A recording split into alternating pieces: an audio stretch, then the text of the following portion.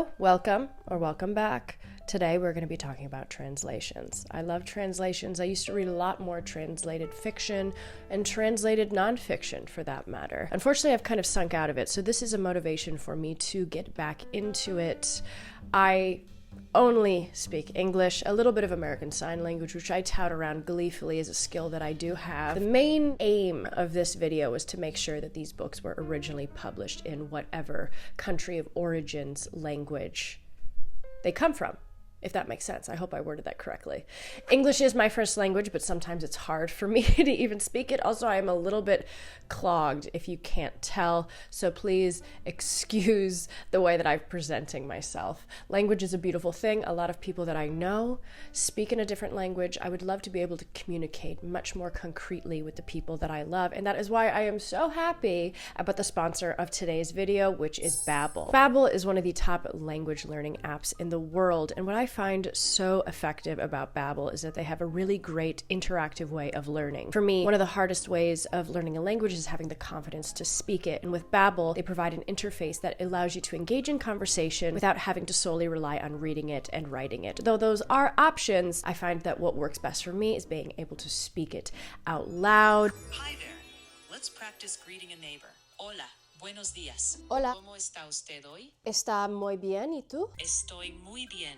Gracias. ¿Va a hacer algo especial hoy? Yo tengo una clase de inglés. Qué bien. ¿Le gusta la clase? Sí, me gusta la clase mucho. It's the month of love right now. Why not learn a language that might allow you to connect with the people that you love the most? I personally have an uncle who speaks Spanish, and I've been trying to work on my Spanish a little bit more. There's a lot of people in my neighborhood that speak Spanish, so that is what I've been leaning into this month. With Babbel, you can start learning to speak a new language in 3 weeks, and if you're not satisfied, you have a 14-day money-back guarantee. So if you would like to learn with Babbel, you can do so by clicking the link in my bio and get up to 55% off your subscription. I would love to know what language you would like to learn. Maybe you'll be motivated by some of the books that I'm going to be talking about. Let me know in the comments below. Thank you so much again to Babbel for sponsoring today's video. And now let's go on to some of the books that I have chosen as some of my favorite translated pieces of fiction and some nonfiction. Okay.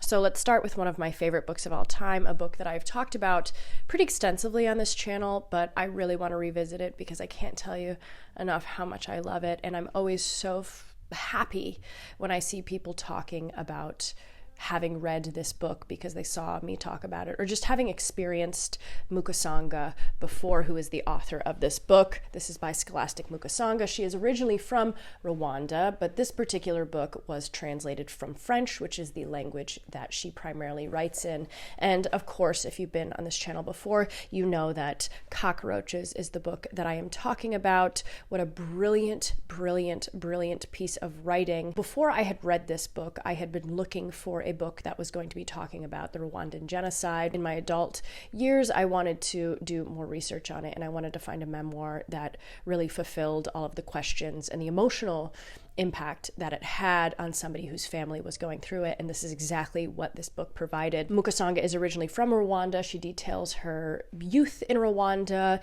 and the circumstances that led to her eventually going to France and studying there. Through this reflection, she is able to tell the story of family members and all of the horrifying things that happened in Rwanda at that time, the impact and the really just unbelievable measure of what humans are able to do to one another.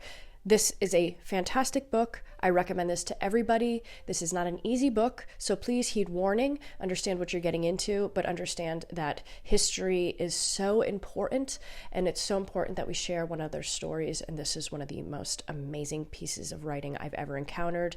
Mukasanga is a powerhouse, and I will continue to recommend her books. Also, Archipelago Books are amazing at providing translated works.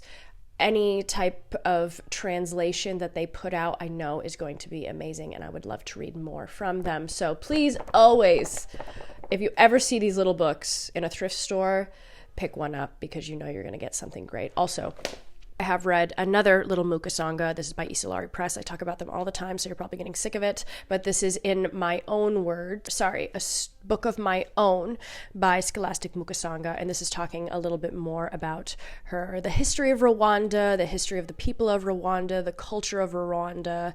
And it's very short, but again, incredibly impactful. So I love that. Again, translated from French. So there we go.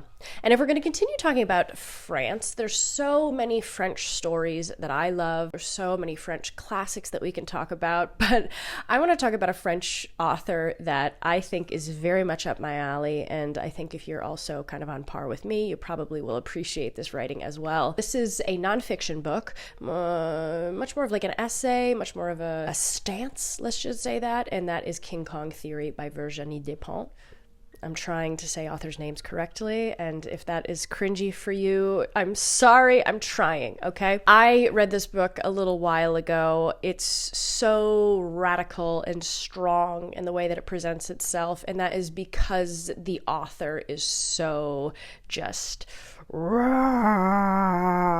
It's the best way to just visualize how I feel about Despentes. I'm really fascinated by her. I think she's a very polarizing figure, but I think that that's something that makes for intriguing writing and intriguing tapping into somebody's brain. I haven't read any of her fiction, but I have been so interested in reading all of her books, particularly her first book, which I don't even know if I can say it, but I'll definitely have the picture up. That is much more of an autofiction detailing kind of how she got her start. She was a sex worker in Paris, and that is really deeply woven into a lot of her writing and a lot of her stances. King Kong Theory is a very, very small book. You can read it super easily, but if you're ever interested in getting into Despentes, this is a great way to begin because it really just shows you her ideology. And I don't necessarily agree with every single thing that's written in there. I think there's a lot of really, really strong opinions, but it's always illuminating for me to just see how somebody's brain works. And yeah. She's like a embodiment of a cigarette walking, you know? And I appreciate that. I appreciate that so much. We're jumping all around, right? There's no, we're not going like Europe first, anything like that. We're just jumping around by whatever book is coming up next. I'm going to talk about translated from Japanese. There's so many amazing Japanese writers. Berserk, hello. I know you're waiting for me to mention that. Haruki Murakami, Sayaka Murata, Kawakami, so many amazing contemporary Japanese writers and so many amazing Japanese books that I personally haven't read. One that I want to talk about, a particular author and book that I think is just really intriguing, again, very similar to Virginie Despentes, super polarizing. And if you are a Japanese viewer, I would love to know the opinion of contemporary Japanese people, what they think of this author, and that is, of course, Yukio Mishima. This particular book that I've read from him is Confessions of a Mask. This is also literally one of the best book covers I have ever seen in my life. When I saw this, I said, I need to have that. This is so beautiful. I love this. I love this. I love this. And this is all encompassing about what this story feels like. This is about a young boy growing up and the confusion of sexuality and how that manifests in anger, how that manifests in rage, how that manifests in violence, and just trying to suppress a part of who he is, who he will eventually become. There's so much more that happens in this. Some parts of this are incredibly dense, but it's really interesting, again, to see the association between the author and what would eventually be on page. If you don't know any of Mishima's story, I highly suggest checking it out. He has an incredibly volatile and largely lived life. I also didn't realize that he was an actor and a model. Hello, okay. Kind of has a legacy that he's carried on with him now. Really insane personality. Just, yeah. Yeah. And this book packs that punch. So that's what I'm saying for that. I also want to say that these are some of my favorites that I've read from different countries or books that I think have had really cultural impact. There's so many different countries that I've read from that I'm not necessarily putting on here. So please let me know what some of your favorites are, and don't feel upset if your favorite author isn't mentioned. Maybe I've read it, maybe I haven't. I would also just love to know what country you're saying hi from, and let me know a book from that country that I should read. I've asked that question before, but I always am looking for new recommendations, so please drop it down below. The next book that I want to talk about, and I'm also realizing now that a lot of these books are very heavy, very, very heavy, and I just gravitate towards that. What can I say? The next one is by an Austrian author, and that is, oh goodness, The Piano Teacher by Elfriede Jelinek. Now, also, again, incredibly perfect cover. I've recreated this. I made a whole vlog talking about this book and the impact of the movie with Isabelle Huppert, which we love. Oh my goodness, stunning. This book, again, is about obsession. This book is about warped ideas of how to live a life, mommy issues, let's just say that much. Kind of also similar to Confessions of a Mask, where that eventually erupts and the direction that leads us into is about a piano teacher who becomes obsessed with her younger student. He's over 18, but this is about obsession and just the ways that it manifests and how we're unable to really stifle an impulse once it starts to voluminize in us. Yeah, sure, we'll go with that word. This is really has one of the wildest scenes that just made me recoil. Yeah, this is has moments of real graphic writing, but I think that it's not done in a way to shock. It's done in a way as a reaction to what the character's feeling. So yeah, crazy book. And it's insane because you look at Jelinek in the back and you would never know the things that are just bubbling in that woman's mind. What a feat, you know? And how are we going to go from there? What could be the potential book that would follow up after that? Well, of course it has to be a book about another complicated woman. This book I recently read for my Patreon book club. This is an author that I've really been meaning to get into. I have been seeing her everywhere and I know the impact of her writing, so I wanted to include this in here. It personally wasn't my favorite book that I've ever read. I think I was just expecting it to go into a different direction, but I can really appreciate the writing and just the overall cultural significance that Olga Tokarczuk has made in her books. The book that I have read is Drive Your Plow Over the Bones of the Dead. What a weird little book. Again, complicated woman navigating life, complicated older woman.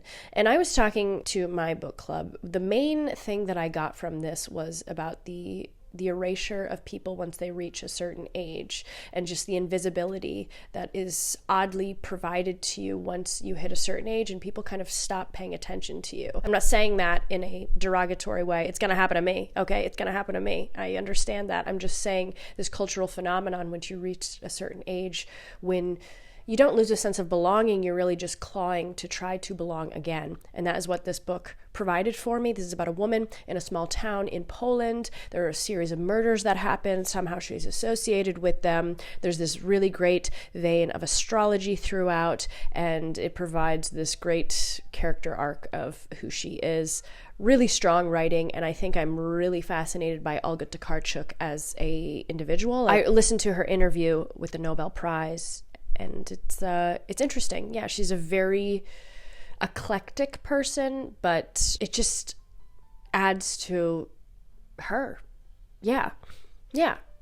There you go. Now, I know we said we weren't going by places on the map, but I guess if we're going to go into Poland, we might as well also go to Ukraine. Now, my husband is Ukrainian. So many of my incredibly close friends are Ukrainian. I have 2 recommendations for Ukrainian books I would love to read more. The first one is Fieldwork in Ukrainian Sex. This book was published in 1996, I believe, was deemed incredibly controversial. I like to read controversial books from other countries to see what was so appalling about it. This book definitely has appalling moments. It reads in this sort of stream of conscious, tumultuous woman unraveling as a Clarice Lispector, for example, also an amazing writer. But Fieldwork in Ukrainian Sex is a very dense book, a very small book, really detailing a woman's affair and why she's doing what she's doing, the compulsion that she feels to continue to pursue this affair, and this relationship that ultimately is doing nothing but diminishing who she sees as herself. Good, not my favorite Ukrainian book that I've ever read. That would go to The Orphanage by Sergei Zhidane. This is a book detailing the 2014 revolution in the very, very hot zone of the Donbass region. It's about a man who is trying to find his nephew. It's almost like a POV sort of lens that you're going through. You're going through these zones, these incredibly hot zones, and unfortunately you're viewing a lot of the people that are affected, the most innocent people that are affected. There's this really illuminating scene of like a little girl wearing makeup, and if you've ever read the book, you know what that scene is. I read this book when I was in Ukraine. I was reading it in Kyiv in 2021, and I have so many associations of reading this book in the country that it is written about. Like I said, so many of my friends that I love are from Ukraine, and I have an intense kinship with Ukrainians, so I highly recommend those books, specifically The Orphanage by Sergei Zhidane. He also writes a lot of poetry. I just recently saw in the Ukrainian Museum in New York City, he has a poem that he released, and it's on display there. He's also in a band, and I believe that he is currently fighting on the front lines. So great writer, really impactful stories, and yes. Now I want to talk about some Mexican literature. These are two fantastic Mexican authors. One of them is kind of seen more as like a classic. The other is a much more contemporary writer. And of course, if we're going to talk about classic Mexican literature, we have to talk about Pedro Paramo by Juan Rulfo. Unfortunately, I've given away that book, which is fine. That was my first book club read, and I'm so happy to have experienced that together. That is such a culturally rich book, talking about past lives and how death is viewed, and just this very magical book. Incredibly small, but you can just feel the ghosts kind of drifting in and out throughout these pages. It's much more of a journey of a son looking for his father and just piecing together lineage and what that means throughout the land. I also have this book put out by Deep Vellum.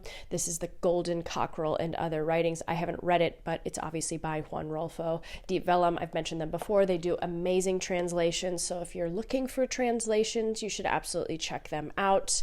I'm interested to read this. Also, if we're going to be talking about a contemporary Mexican writer, I can't go without talking about Fernanda Melchor. And my favorite Melchor is, of course, Hurricane Season. I've talked about this book on the channel before. In Disturbing Books, Books to Battle Brain Rot, I think that everything about this book is just wildly effective. The beginning of the story starts with a witch is found dead, and they're trying to piece together who was involved. It's all about a town and the secrets of a town, the weight of association in a town. This is so great. Oh, I also want to talk about Perfume, Story of a Murder. Oh, what a weird German story. What a classic German story. This is one of those books that I feel has a resurgence every 2 years. I don't think it ever fully leaves the cultural canon. I think people will always revisit this book and always just be appalled at the extent of somebody's imagination. It culminates in one of the wildest scenes I think ever written in literature. If you've ever read it, you know. Great translated German fiction. We love to see it. Again, the theme of this is just wildly dark and kind of sad books, but I just love that. I love it. What can I say? I'm reiterating that I like what I like. And last but not least, let's talk about some Norwegian translated fiction. I've been getting into Scandinavian literature. I've been talking about that a little bit, so hopefully this isn't a shock. This is not a shock. I read The Ice Palace this year for my book club. Again, it was not one of my favorite books. I was really just impressed by how this does feel very timeless to me. So many people say that this is one of their favorite books that they've ever read. This is a great meditation on loneliness, I think sadness, I think cold. I really think that there's a huge emphasis on cold, and maybe I'm just associating myself with that. But it's about two girls and growing up. It's an odd portrait of female friendship that I think is really, really effective, even if it's written by an older man. I think when I was researching this, I was, again, really interested in Wallace as an individual. He grew up in an incredibly rural Norwegian area. His family was all farmers, and he led this life of a little bit of solitude, and I do think that that comes through in his writing. Again, I wasn't so in love with this. I kept on building and thinking that this ending was going to take a radical turn, but it never really did. And maybe that's something that I need to learn to just be satisfied with. But I do suggest it, absolutely. And especially because it has held a place in Norwegian literature for such a long time. And to piggyback off of that, I'm going to be reading more Norwegian literature. I'm going to be doing a book haul in the next video, so you will see that I have picked up another Norwegian heavyweight. Let me know which one you think it is. But also, sorry, if you hear a crinkle, I'm taking out my library receipt for my new Patreon book club pick. We are reading another Norwegian author, Jenny Haval, and that is, of course, Paradise Rot. I can't wait to get into this. I've heard it's nasty, and I can't wait to get into nastiness. That makes me excited. So, I'll see what this holds. I would love to know if you've read it, what you think. Let me know what country you're coming in from and a book that you suggest, or one of the classics of your country. Of course, there's so many that I didn't mention here, so many amazing classic writers that I didn't get to. But these are some that have always stuck out to me, and I'm just fascinated by their stories. So you guys are wonderful. You're fabulous. Thank you so much for being here. I will see you in the next one.